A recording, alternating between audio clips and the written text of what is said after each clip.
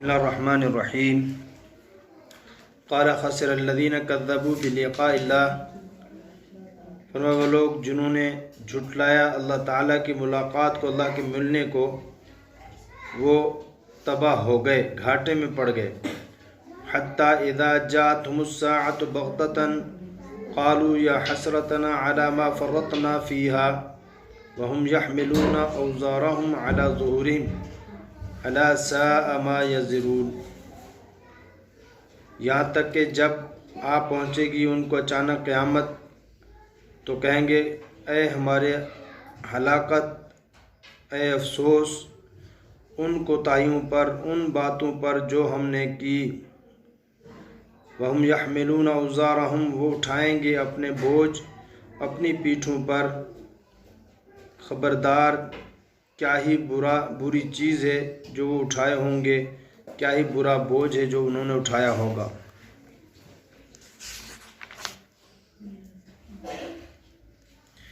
فرمایا اسلام کے 3 بنیادی اصول ہیں: توحید، رسالت، عقیدہ آخرت۔ باقی سب عقائد انہی 3 کے تحت داخل ہیں،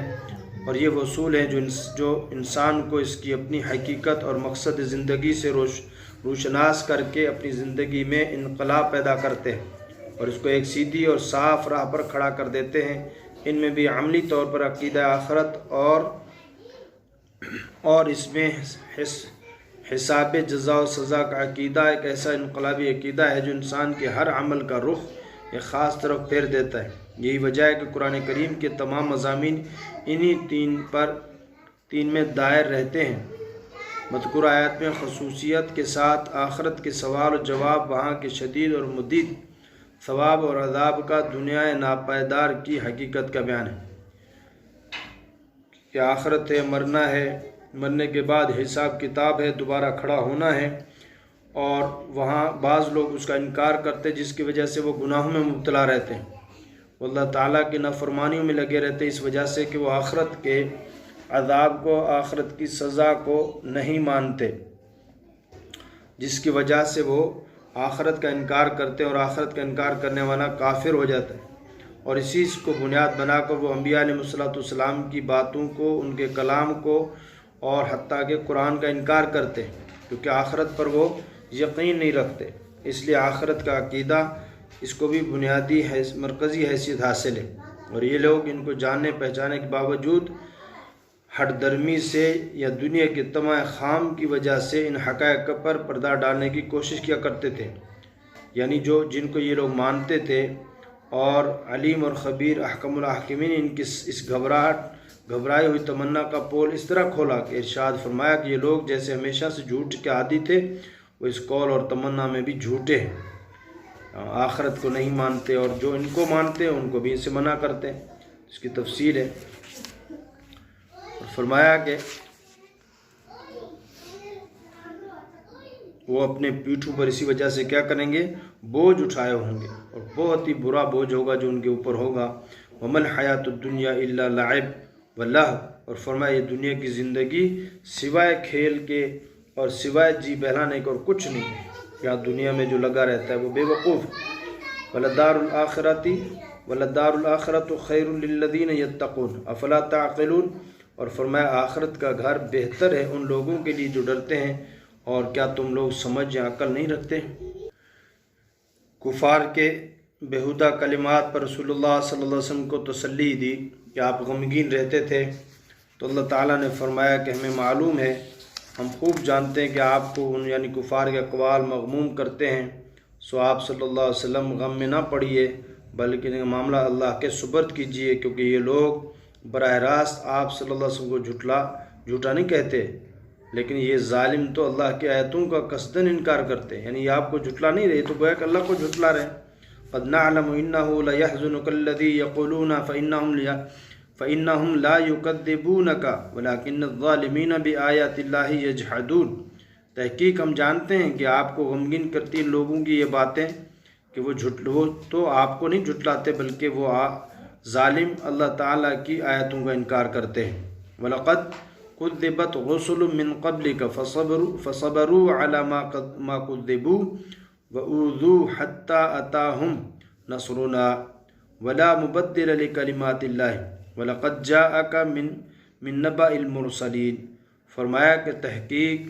آپ سے پہلے جو رسول تھے ان کو بھی جھٹلایا گیا، پس انہوں نے اس جھٹلانے پر، جس بات پر وہ جھٹلائے گئے، صبر کیا اور ان کو یہاں تک تکلیف دی گئی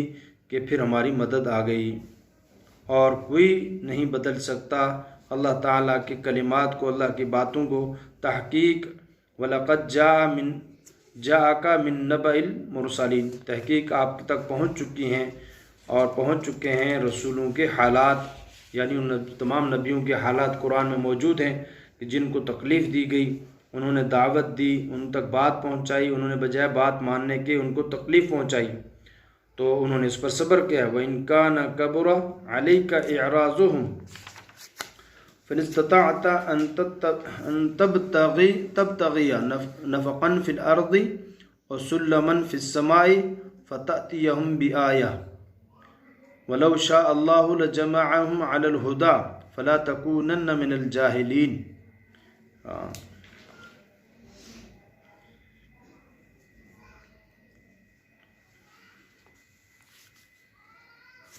یعنی امداد کا وعدہ آپ سے ہو چکا ہے، جیسا فرمایا لَأَغْلِبَنَّ أَنَا وَرُسُلِي، اور آپ کے پاس پیغمبروں کے بعض قصے قرآن میں پہنچ چکے ہیں جن سے اللہ تعالیٰ کی مدد اور مخالفین کا بالآخر مغلوب ہونا ثابت ہو جاتا ہے۔ اور حاصل تسلی کا یہ ہے کہ اللہ تعالیٰ کا وعدہ ہے کہ ابتدائی چند روز صبر کے بعد اپنے رسولوں کو امداد بھیج دیتے ہیں، جس سے دنیا میں بھی حق کا غلبہ ہوتا ہے اور باطل مغلوب ہو جاتا ہے، اور آخرت میں بھی ان کو عزت اور فلاح ملتی ہے۔ یعنی وقتی طور پہ کسی نبی کا مغلوب ہونا اس کا مطلب یہ نہیں ہے کہ وہ ہار گیا یا ناکام ہو گیا، اللہ پاک انتظار فرماتے ہیں، اور آپ صلی اللہ علیہ وسلم کے ساتھ بھی یہی معاملہ ہونے والا ہے، آپ مغموم نہ ہوں۔ اور رسول صلی اللہ علیہ وسلم کو چونکہ تمام انسانوں کے ساتھ شفقت و محبت انتہا کی تھی، آپ باوجود اس تسلی کے یہ چاہتے تھے کہ یہ مشرکین اگر موجودہ معجزات و نبوت کے دلائل پر مطمئن ہو کر ایمان نہیں لاتے تو جس قسم کے معجزات کا یہ مطالبہ کرتے ہیں وہی معجزات واقع ہو جائیں۔ یعنی پہلی بات تو یہ جو میں لے کر آیا ہوں اسی کو مان لیں، اگر نہیں مانتے تو جو کہتے ہیں اللہ پاک وہ اتار دیں، ان کا مطالبہ پورا کر دیں۔ لیکن اللہ پاک نے فرمایا آپ صبر کریں، آپ تکلیف نہ اٹھائیں، اور اس اعتبار سے ان کا کفر دیکھ کر صبر نہ آتا تھا۔ اس لیے اگلی آیت میں اللہ تعالیٰ نے بتلایا کہ بقضائے حکمت الہیہ ان کی فرمائشی معجزات واقع نہیں کیے جائیں گے، آپ تا چند صبر کریں، یعنی چند دن آپ صبر کریں، ان کے وقوع کی فکر میں نہ پڑیں۔ چنانچہ فرمایا وَإِن كَانَ كَبُرَ عَلَيْكَ، اگر آپ کو تکلیف ہو رہی ہے اور آپ کو ان کا اعراض کرنا، انکار کرنا یہ گراں گزرتا ہے، اس لیے جی چاہتا ہے کہ ان کے فرمائشی معجزات ظاہر ہو جائیں، تو اگر آپ کو یہ قدرت ہے کہ زمین میں جانے کو کوئی سرنگ یا آسمان میں جانے کو کوئی سیڑھی ڈھونڈ لو تو آپ چلے جائیں زمین کی طرف یا آسمان کی طرف، معجزہ فرمائشی معجزوں میں سے لے آؤ تو بہتر ہے آپ ایسا کر لو۔ یعنی اگر آپ ایسا کر سکتے ہیں تو آپ کر لیں، لیکن چونکہ ایسا نہیں ہو سکتا، عدم ضرورت اور بقضائے حکمت کے پوری نہیں کرتے، اگر آپ یہی چاہتے ہیں کہ کسی نہ کسی طرح یہ مسلمان ہی ہو جاویں تو آپ صلی اللہ علیہ وسلم خود اس کا انتظام کیجئے۔ یعنی اللہ پاک تو ان کی حکمت ہے، اور اللہ کو تکویناً منظور ہوتا، یعنی اگر اللہ چاہتے کہ ان کو اس ایمان دینا ہے تو ان سب کو راہ راست پر جمع کر دیتے، لیکن چونکہ یہ خود ہی اپنا بھلا نہیں چاہتے، اس لیے تکویناً اللہ تعالیٰ کو یہ منظور نہیں ہوا، پھر آپ صلی اللہ علیہ وسلم کے چاہنے سے کیا ہوتا۔ سو آپ صلی اللہ علیہ وسلم نادانوں میں سے نہ ہوں، یعنی ایسے مطالبے نہ کریں جو اللہ پاک نہیں پورا کرنا چاہتے، آپ ایسے مطالبے نہ کریں۔ وہی لوگ قبول کرتے ہیں جو حق بات کو سمجھتے ہیں۔ جی انما یستجیب الذین یسمعون والموتى یبعثهم اللہ ثم الیہ یرجعون، اور فرمایا مانتے تو صرف وہی لوگ ہیں جو سنتے ہیں، یعنی جو بات کو سنتا ہے تو وہ مانتا ہے، جو بات سننے کے لیے تیار نہیں ہوتا تو وہ کیا سمجھے گا، وہ کیسے بات پوری کرے گا۔ والموتى یبعثهم اللہ، اور مردوں کو زندہ کرے گا اللہ تعالیٰ، ثم پھر الیہ یرجعون، اسی کی طرف سب کو لوٹ کر جانا ہے۔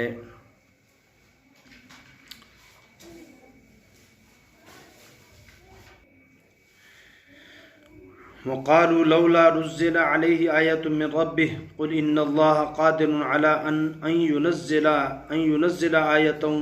वलाकिन अक्सरहुम ला यअलमून। वो कहते हैं कि क्यों नहीं इन पर कोई आयत उतरी, कोई निशानी उतरी इनके रब की तरफ से।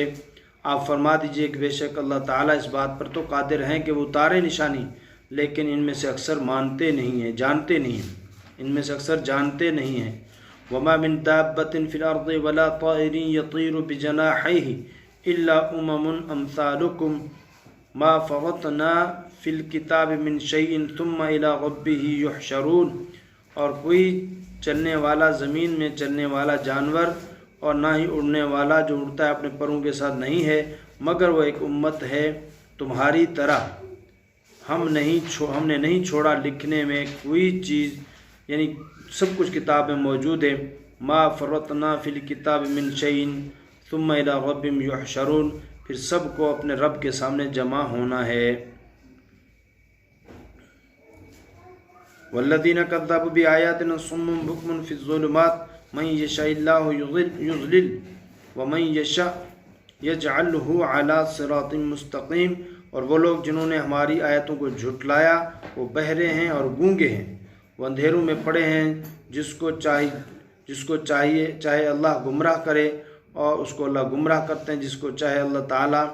हिदायत दें, सीधी रास्ते पर डाल दें, अल्लाह उसको सीधा रास्ता दिखाते हैं। तो क्या हुआ कि एक तो अल्लाह पाक की आप सल्लल्लाहु अलैहि वसल्लम को तसल्ली है, और जो है दूसरा ये कि जो सीधे रास्ते पर चलते हैं अल्लाह उनका सीधा रास्ता आसान फरमा देते हैं, जो बुरे रास्ते पर चलते हैं उनके लिए बुरा रास्ता आसान हो जाता है।